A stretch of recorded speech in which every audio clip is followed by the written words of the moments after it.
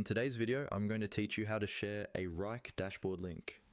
Sharing your dashboard is a simple way to keep your team aligned, make reporting easier, and ensure everyone is looking at the same information in real time.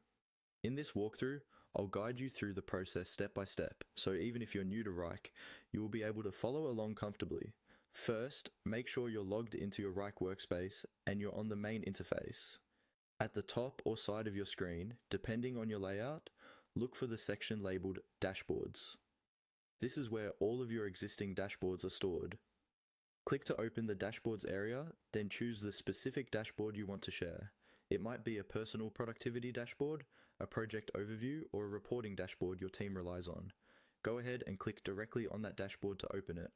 Once your chosen dashboard is open and visible, take a moment to confirm that it actually contains the widgets, filters, and data you want other people to see. This is a good time to quickly scan for any private or experimental widgets that you don't want to share widely. If you notice anything that shouldn't be shared, remove or adjust it before moving on. Now that you're ready to share, look for the Share option within the dashboard interface. This is usually located near the top of the screen, close to the dashboard title, or in the main toolbar. Click on the Share button. When you do this, Wrike will open a sharing panel or dialog box.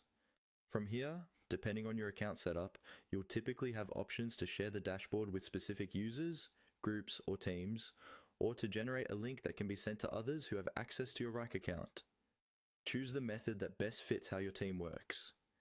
If you're sharing with individuals or groups inside your organization, start typing their names or selecting them from the list that appears.